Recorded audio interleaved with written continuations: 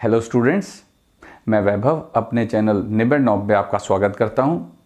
ये channel 10th, 11th और 12th class के मैथ्स सब्जेक्ट के लिए डेडिकेटेड है।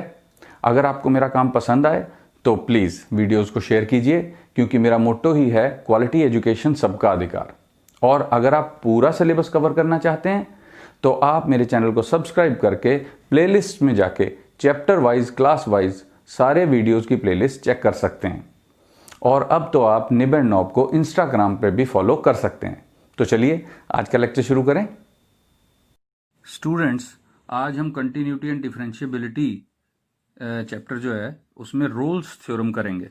हम एलएमवीटी पिछली क्लास में कर चुके थे और मैंने तुम्हें ये बताया था कि मैं एलएमवीटी बाद में क्यों नहीं करवाता, एलएमवीटी को पहले इसलिए करवाता हूँ क्योंकि वो रोल्स थ्योरम जो है हमारी, वो एलएमवीटी का ही एक पर्टिकुलर केस है। और वो पर्टिकुलर केस क्या है ये मैं तुम्हें बताऊंगा। उससे पहले हम ऐसा करते हैं, रोल्स थ्योरम की स्टेटमेंट देख लेते हैं, बिल्कुल उसी तरह जैसे हमने लाग्रांजीज मीन वैल्यू थ्योरम की स्टेटमेंट देखी थी। तो रोल्स थ्योरम की स्टेटमेंट क्या है कि if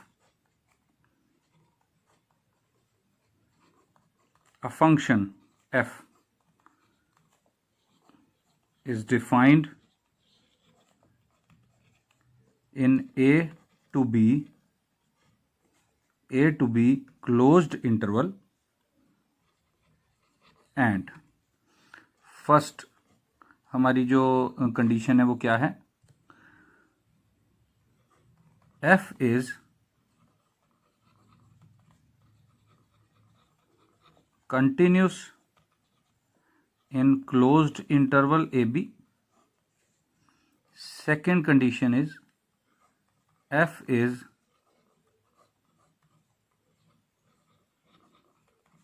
differentiable in open interval ab.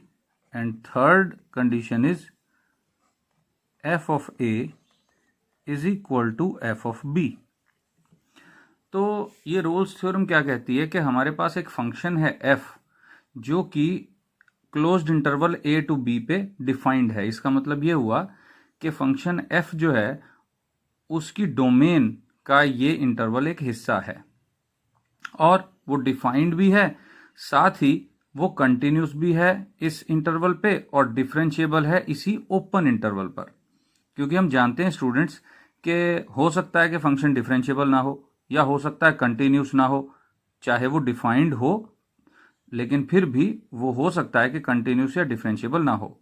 तो ये जो मीन वैल्यू थ्योरम्स हैं जैसे कि एलएमवीटी है या रोल्स थ्योरम है, ये इन्हीं टाइप के हमारे फंक्शंस पे एप्लीकेबल होती है जो कि बताए गए दिए गए इंटरवल पर कंटिन्यूस हो क्लोज पर और डिफरेंशिएबल हो ओपन पर। तो ये दो कंडीशंस तो लाग्रांजीज मीन वैल्यू थ्योरम में भी थी। रोल्स थ्योरम में एक और कंडीशन आ गई कि F of A is equal to F of B. इसका क्या मतलब है कि फंक्शन की वैल्यू इंटरवल के शुरू में और इंटरवल के एंड पे सेम रहती है। तो ये तो हो गई कंडीशंस कि अगर फंक्शन ऐसा है तो क्या मिलेगा हमको, जैसा कि हम हर एक थ्योरम में कहते हैं कि जैसे हमारी पाइथागोरस थ्योरम थी कि अगर कोई राइट एंगल्ड ट्रायंगल है तो हम कहते थे आगे रिजल्ट क्या था कि हाइपोटेन्यूज का स्क्वायर जो है वो बाकी दो साइड्स के स्क्वायर्स के सम के बराबर होगा। तो यहां पर रोल्स थ्योरम में क्या होगा, रोल्स थ्योरम में क्या है कि then by Rolle's theorem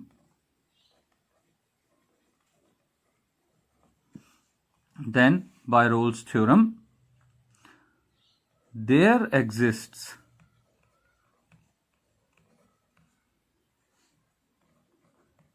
at least one C belonging to open interval AB such that f dash C is equal to 0। तो ये है कंप्लीट स्टेटमेंट। अब जिन्होंने मेरा वो वीडियो देखा है जिसमें मैंने लाग्रांजीज मीन वैल्यू थ्योरम डिस्कस की थी, वो ये तुम सारे ये जानते होगे कि C belonging to open interval AB का क्या मतलब है। और ज्योमेट्रिकल मीनिंग भी मैंने लाग्रांजीज मीन वैल्यू थ्योरम का करवाया था। और अगर तुम में से कुछ ने ये वो वीडियो मेरा मिस कर दिया हो तो मैं नीचे डिस्क्रिप्शन में इस वीडियो के डिस्क्रिप्शन में उसका लिंक दे दूंगा, तुम फॉलो कर सकते हो, देख सकते हो। तो मैंने तुम्हें पहले ही कहा कि लग्रांजीज मीन वैल्यू थ्योरम जो है वो रोल्स थ्योरम का एक पर्टिकुलर केस है। पर्टिकुलर केस कैसे है कि अगर हम लग्रांजीज मीन वैल्यू थ्योरम की स्टेटमेंट को देखें तो ये जो लास्ट में हमारा रिजल्ट निकल के आया लग्रांजीज मीन वैल्यू थ्योरम में क्या था, F dash C is equal to F of B minus F of A upon B minus A. तो तुम ये देखो अब जरा कि अगर लग्रांजीज मीन वैल्यू थ्योरम में ये दोनों वैल्यूज बराबर आए तब भी लग्रांजीज मीन वैल्यू थ्योरम तो अप्लाई होगी ही और हमें एक सी मिलेगा ही। तो उस वक्त एफ डैश सी जीरो हो जाएगा, क्योंकि देखो एफ ऑफ बी और एफ ऑफ ए बराबर हो जाएंगे तो कैंसिल होके यहां जीरो आ जाएगा। तो ये एक पर्टिकुलर केस है लग्रांजीज मीन वैल्यू थ्योरम का ही, एक करोलरी के तौर पे, लेकिन ये रिजल्ट अपने आप में इतना बड़ा है कि इसको थ्योरम का दर्जा मिला हुआ है।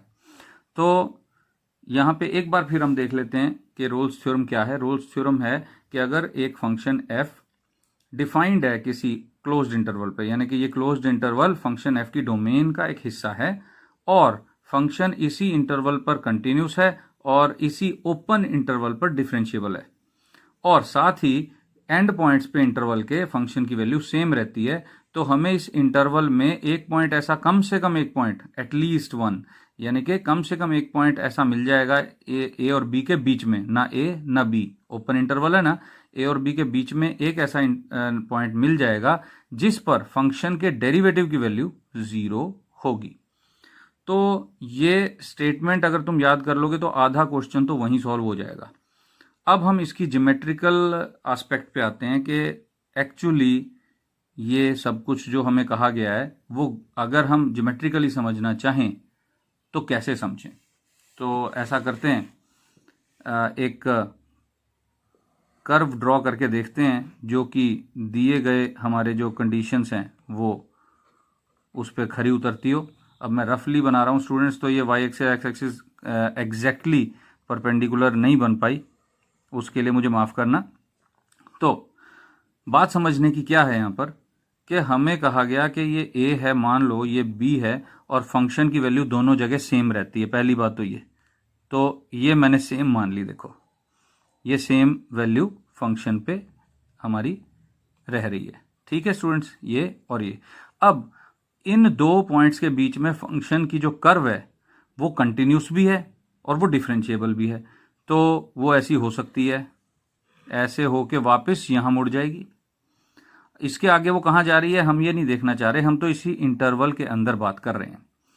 तो अब तुम ये देखो F dash C is equal to zero, इसका क्या मतलब है? मैंने पहले भी एलएमवीटी के टाइम पे भी समझाया था कि डेरिवेटिव का क्या मतलब होता है। डेरिवेटिव का ज्योमेट्रिकल एस्पेक्ट होता है स्लोप ऑफ टेंजेंट। तो स्लोप ऑफ टेंजेंट जीरो के बराबर, यानी कि टेंजेंट जो है वो एक्स एक्सिस के पैरेलल। देखो दो लाइनों का जब स्लोप बराबर होता है तो वो पैरेलल लाइनें होती हैं और टेंजेंट का स्लोप जीरो है, एफ डैश सी जीरो, और एक्स एक्सिस का स्लोप भी जीरो होता है। तो इसका मतलब हमें यह कहा जा रहा है कि ए से लेके बी तक हमें कम से कम एक पॉइंट ऐसा मिलेगा जिस पॉइंट पर अगर हम कर्व के ऊपर टेंजेंट बनाएं तो वो एक्स एक्सिस के पैरेलल आएगा। तो देखो यहाँ पे तो ज़्यादा पॉइंट मिल रहे हैं, एक ये पॉइंट मिल गया, एक ये पॉइंट मिल गया, एक ये पॉइंट मिल गया और एक ये पॉइंट मिल गया। ठीक है, ये सारे पैरेलल हैं। अब अगर हम लग्रांजीज मीन वैल्यू थ्योरम की बात करें तो हम कहते थे कि ये जो एंड पॉइंट्स को ज्वाइन करने वाली लाइन है इसके पैरेलल टेंजेंट्स आएंगे। तो यहां पे भी तो वही हो रहा है स्टूडेंट्स, क्योंकि एंड पॉइंट्स पे वैल्यू बराबर है फंक्शन की, इस वजह से ये लाइन एक्स एक्सिस के पैरेलल बनेगी और टेंजेंट भी इसी के पैरेलल आएंगे, तो रिजल्ट तो वही है। ये ज्योमेट्रिकली भी रोल्स थ्योरम जो है वो लग्रांजीज मीन वैल्यू थ्योरम का एक पर्टिकुलर केस है जहां पर एंड पॉइंट्स को ज्वाइन करने वाली लाइन जिसकी हम स्लोप की बात करते हैं, यहां पे स्लोप पर्टिकुलरली जीरो है। तो ये तो था कि ज्यादा बार अगर कर्व मुड़ रही है, अगर एक बार भी मुड़ रही है तब भी हमको एक पॉइंट ऐसा जरूर मिल जाएगा। जैसे हम एक और कर्व बना देते हैं इसी तरह से, यहाँ भी देखो थोड़ा सा टेढ़ा हो गया फ्री हैंड बनाने के चक्कर में। तो हम पहले वैल्यू फिक्स कर लेते हैं ए पर और बी पर, ये फिक्स वैल्यू बराबर है। अब यहाँ से ऐसे कर्व अगर बन गई, मान लो ये दोबारा से सेम वैल्यू आ गई, तो ये पॉइंट तुम देख रहे हो कि यहाँ पे जो टेंजेंट हमारा बनेगा वो क्या होगा, वो इस लाइन के या एक्स एक्सिस के पैरेलल होगा, यानी कि इन सब टेंजेंट्स की जो स्लोप है वो 0 के बराबर होगी। और यही हमारी रोल्स थ्योरम भी है। देखो F dash C is equal to 0, यानी कि slope of the tangent, derivative mean slope of tangent, slope of tangent is 0, tangent का स्लोप 0, इसका मतलब वो एक्स एक्सिस के पैरेलल, या फिर ये जो लाइन है एंड पॉइंट को ज्वाइन करने वाली, इंटरवल के एंड पॉइंट को ज्वाइन करने वाली, इसके पैरेलल। लाग्रांजीज मीन वैल्यू थ्योरम में इसका स्लोप 0 नहीं होता था, कुछ भी हो सकता था, तो उसके भी पैरेलल टेंजेंट्स आते थे। यहां पर भी यही हो रहा है। तो इस तरह से हम रोल्स थ्योरम को समझ रहे हैं, और तुम्हें ज़्यादा अच्छी तरह समझ में आ जाएगा अगर तुम डिस्क्रिप्शन में जाके वो वीडियो भी देख लोगे। वो लिंक मैं दे दूंगा तुमको जिसमें मैंने LMVT समझाई थी, तो तुम्हें वो भी समझ में आ जाएगी और उससे रिलेट कर पाओगे तुम। तो ऐसा करें, एक क्वेश्चन करें, अब सीधा मतलब की बात करते हैं कि भाई क्वेश्चन क्या आने हैं पेपर में, किस टाइप के आएंगे, तो हम उसकी बात करते हैं। हम क्वेश्चन की तरफ चलते हैं। तो स्टूडेंट्स एक्सरसाइज 5.8 जो है हमारी, उसका जो क्वेश्चन नंबर 1 है वो रोल्स थ्योरम का है, और वो जो रोल्स थ्योरम का क्वेश्चन है तुम पढ़ पा रहे हो। Verify Rolle's theorem for the function F X equal to X square plus 2x minus 8 where x belongs to the closed interval -4, 2। तो इसका सोल्यूशन कैसे स्टार्ट करना है, हम सबसे पहले फंक्शन लिखेंगे F X equal to X square plus 2x minus 8, interval लिख लेंगे -4, 2 क्लोज्ड इंटरवल। तो पहला जो पार्ट है हमारा, पहली जो कंडीशन थी वो थी कि फंक्शन जो है वो कंटिन्यूस होना चाहिए। तो हम देख रहे हैं ये एक पॉलिनोमियल फंक्शन है, और पॉलिनोमियल फंक्शन कंटिन्यूस ही होता है। तो हम कहेंगे f is continuous in closed interval. Continuity हमेशा क्लोज्ड इंटरवल में होती है स्टूडेंट्स, और डिफरेंशिएबिलिटी हमेशा ओपन इंटरवल में। तो फंक्शन कंटिन्यूस है क्लोज्ड इंटरवल पे, क्योंकि पॉलिनोमियल है तो रीजन भी देंगे हम, बिकॉज ये वाला डॉट नहीं है, because polynomial is always continuous. Polynomial function हमेशा कंटिन्यूस होता है, हम जानते हैं। अब सेकंड स्टेप में क्या है, डेरिवेटिव करते हैं इसका। F dash X is equal to 2x plus 2। मैंने स्टूडेंट्स पहले भी समझाया था कि फंक्शन डिफरेंशिएबल कब होता है, जब उसका डेरिवेटिव भी कंटिन्यूस हो। ये बात अच्छी तरह समझ लो, अगर फंक्शन का डेरिवेटिव भी कंटिन्यूस है तो इसका मतलब क्या हुआ कि फंक्शन डिफरेंशिएबल है। तो क्योंकि डेरिवेटिव करके भी एक पॉलिनोमियल ही आया, और पॉलिनोमियल तो कंटिन्यूस होते हैं हमेशा, तो ये भी कंटिन्यूस होगा। तो इसका मतलब फंक्शन f जो है वो अपने आप में क्या बन जाएगा, डिफरेंशिएबल बन जाएगा। तो देयरफॉर f इज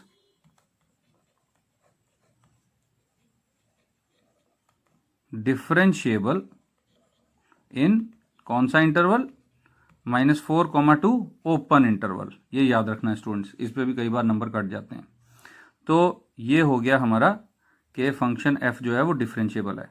अब इसकी तीसरी कंडीशन भी थी एक, और वो थी -4 और 2 पे इस फंक्शन की वैल्यू। तो f of -4 is equal to, अब -4 पे इसकी वैल्यू निकालो, x को -4 पुट करो 16, यहाँ पे -8 और फिर -8, तो 16 - 16 आ गया 0। और f ऑफ 2, अब 2 पुट करो, देखो -4 to 2 है, तो मैंने पहले -4 पे वैल्यू निकाली फंक्शन की, अब 2 पे निकाल रहा हूं। तो इसमें पुट करो 4 + 4 -8, 4 + 4 -8, तो ये भी 8 - 8 हो गया 0। ठीक है स्टूडेंट्स, तो देयरफॉर क्या आ गया, f of -4 is equal to f of 2। तो तीनों कंडीशंस हो गई ट्रू हमारी। जब तीनों कंडीशंस ट्रू हो गई तो हम कह सकते हैं by Rolle's theorem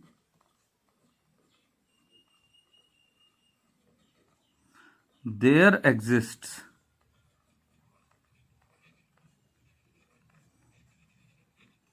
at least one C belonging to -4 to 2 open interval such that f dash of c is equal to 0। यही तो स्टेटमेंट थी।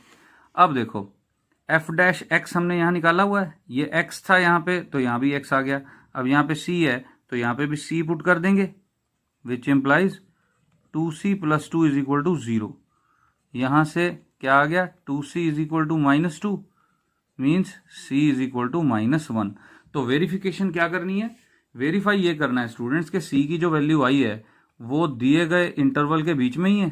तो देखो -4 से 2 के बीच में ही आता है -1, तो वेरीफाई हो गया, ठीक है ना। तो इस तरह से हमारा ये क्वेश्चन हो गया सॉल्व। अब अगला क्वेश्चन शुरू करते हैं, उससे पहले एक रिक्वेस्ट। वो रिक्वेस्ट ये है कि तुम मेरे वीडियोस को 1 to 5 रेट कर सकते हो कमेंट्स में जाके, ताकि मुझे पता लग सके कि मैं कहाँ तक कामयाब रहा तुम्हें समझाने में। और तुम कमेंट्स में मुझे सजेशंस भी दे सकते हो, और जो भी सजेशंस ऐसे हुए जो पॉसिबल हुए मेरे लिए अप्लाई करने, वो ज़रूर मैं अप्लाई करूँगा। और अगर तुमने अपने फ्रेंड्स को शेयर करना है कोई और क्लास, जैसे तुम 12th क्लास में हो, 10th या 11th क्लास, सारी ही क्लासेस का मैंने चैप्टर वाइज प्लेलिस्ट बनाई हुई है।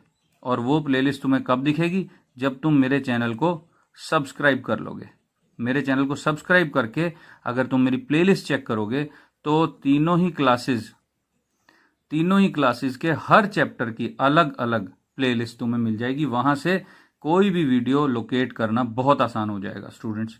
ये बहुत अच्छा फीचर है। इस फीचर का मैं तुमको फ़ायदा पहुंचाना चाहता हूं, लेकिन वो तभी हो पाएगा जब पहले तुम मेरे चैनल को सब्सक्राइब कर लोगे। तो चलो अब हम अगले क्वेश्चन की तरफ चलते हैं स्टूडेंट्स। तो ये है स्टूडेंट्स हमारा आज का क्वेश्चन नंबर 2। इस टाइप के क्वेश्चन पेपर में बहुत बार आते हैं। Verify Rolle's theorem for the function F X equal to X cube minus 6x square plus 11x minus 6 when x belongs to the close interval 1 to 3। तो हमने solution start करना है, कैसे करें। सबसे पहले तो फंक्शन लिखेंगे जैसे पिछला क्वेश्चन किया। इस क्वेश्चन में थोड़ा सा डिफरेंस आएगा, वो मैं दिखाने के लिए तुमको ये क्वेश्चन करवा रहा हूँ, ध्यान देना ज़रा। पहली बात तो तुम्हें नज़र आ रहा होगा ये एक क्यूबिक पॉलिनोमियल है और उसकी वजह से कुछ कैलकुलेशंस चेंजेस होंगे। उतना इजी नहीं रहेगा सी को फाइंड आउट करना, और क्यूबिक पॉलिनोमियल्स पे ही क्वेश्चंस ज़्यादातर पेपर में आते हैं। तो ऑब्वियसली ये पॉलिनोमियल है, तो F is continuous in 1 to 3 closed interval, reason being because polynomials are continuous। दूसरा हमारा जो रीज़न है वो डेरिवेटिव से जुड़ा हुआ है, तो हम डेरिवेटिव करेंगे। इसका डेरिवेटिव करो 3x square minus 12x plus 11। अब हम देख रहे हैं स्टूडेंट्स पॉलिनोमियल का तो डेरिवेटिव पॉलिनोमियल ही होता है हमेशा। तो हमें यहाँ पे दिखाई दे रहा है ये एक पॉलिनोमियल है जो कि फर्दर कंटिन्यूस होगा। तो इसका मतलब जब डेरिवेटिव कंटिन्यूस हो तो फंक्शन डिफरेंशिएबल होता है। तो तुम कहोगे therefore f is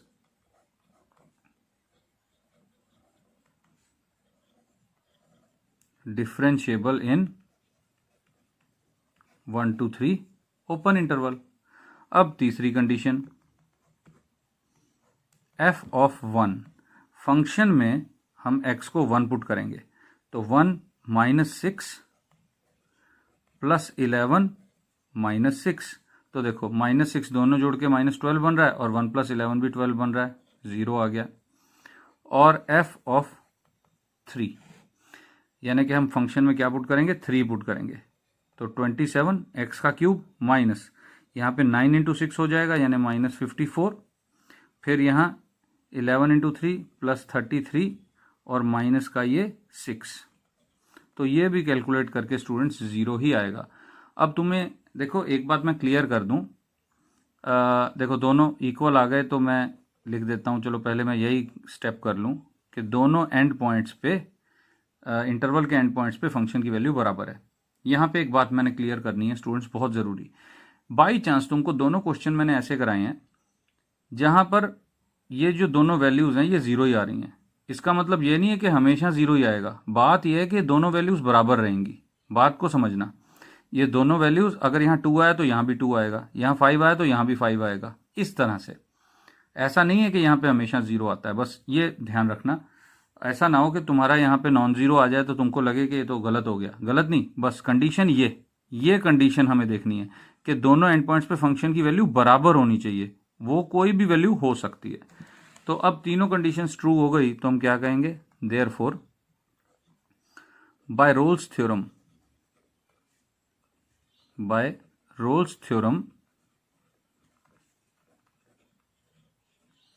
there exists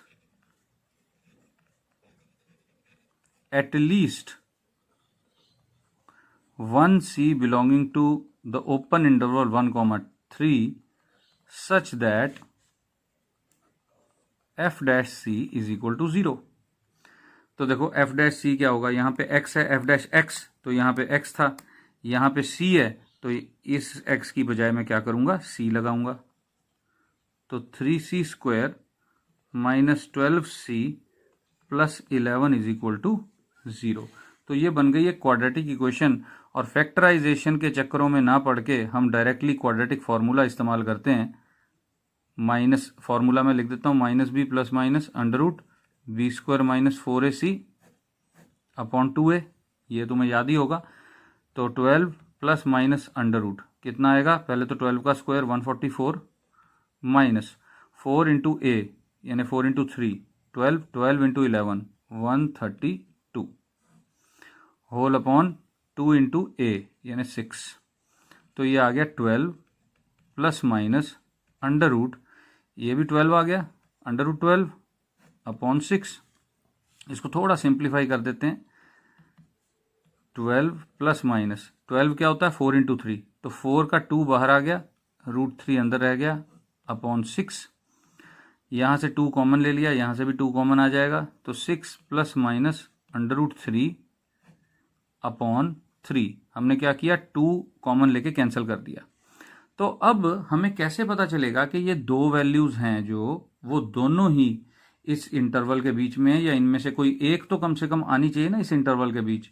उसके लिए हम थोड़ा सा कैलकुलेट करेंगे। हमारे पास क्या है, देखो अंडर रूट की वैल्यू याद रखो, अंडर रूट 3 की वैल्यू 1.73, तो 6 प्लस रूट 3 कितना हो जाएगा, 6 प्लस 1.73 यानी 7.73, और 6 माइनस रूट 3 कितना हो जाएगा, 6 माइनस 1.73, तो ये हो जाएगा 4.27।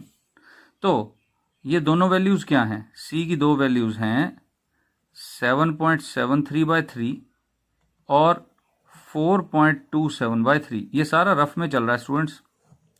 तो अब तुम अगर ध्यान दो कि जब तुम 7.73 को 3 से डिवाइड करोगे तो 3 3 दा 9 होता है, 3 2 दा 6 होता है, तो ये 2 पॉइंट समथिंग आएगा ये। तो 2 पॉइंट समथिंग जो है वो 1 to 3 के बीच में ही है। और जब तुम 4.27 को 3 से डिवाइड करोगे तो 1 पॉइंट समथिंग आएगा, 1.3 या उससे ज़्यादा आएगा थोड़ा सा। तो 1 पॉइंट समथिंग भी 1 और 3 के बीच में है। तो इसका मतलब क्या हुआ कि ये दोनों ही हमारे आंसर हैं, 6 plus minus under root 3 upon 3, ये दोनों ही हमारे आंसर हैं। तो थोड़ा सा कैलकुलेट करके कई बार ऐसे क्वेश्चन आ जाते हैं जिसमें कि देखना पड़ता है कि अगर कोई वैल्यू डिस्कार्ड करनी हो, मान लो इनमें से कोई एक वैल्यू ऐसे आ रही होती जिसको हमें डिस्कार्ड करना पड़ता, तो लास्ट में हम वो ना लिखते, हम एक ही वैल्यू लिखते। यहाँ पे हमने देखा दोनों ही वैल्यू, दोनों पॉइंट जो हैं सी की दोनों वैल्यूज 1 और 3 के बीच में ही आ रही हैं। तो इस तरह से स्टूडेंट्स हमारा जो ये रोल्स थ्योरम का 2 क्वेश्चन मैंने कराए, और रोल्स थ्योरम के जो एडिशनल क्वेश्चन है मैं अलग वीडियो बनाऊंगा। मैंने तुम्हें पहले ही कहा था कि मैंने एडिशनल क्वेश्चंस के लिए अलग वीडियोस बनाने हैं, और वो अब अगला वीडियो होगा। जैसा कि तुम जानते हो कि ये एक्सरसाइज 5.8 ख़त्म हो गई, और एक्सरसाइज 5.8 तक ही डेरिवेटिव का चैप्टर NCERT में था। अब अगला वीडियो डेरिवेटिव्स के जितने भी एडिशनल क्वेश्चंस हैं उन पे होगा, और अगले वीडियो में मैं तुम्हें एक पीडीएफ भी प्रोवाइड करूंगा डिस्क्रिप्शन में लिंक के द्वारा अगले वीडियो में, जिनमें कि वो सारे एडिशनल क्वेश्चंस होंगे जो एग्जाम पॉइंट ऑफ व्यू की से बहुत ही ज़्यादा इंपॉर्टेंस रखते हैं, सारे important question other than NCERT, और उनमें से काफ़ी क्वेश्चन हम हल भी करेंगे, वीडियोस भी बनाएंगे। तो ये तो बात अगले वीडियो की है, तब तक तुम रोल्स थ्योरम और लाग्रांजीज मीन वैल्यू थ्योरम की प्रैक्टिस करो। बेस्ट ऑफ लक, और मेरा वीडियो देखने के लिए थैंक यू स्टूडेंट्स।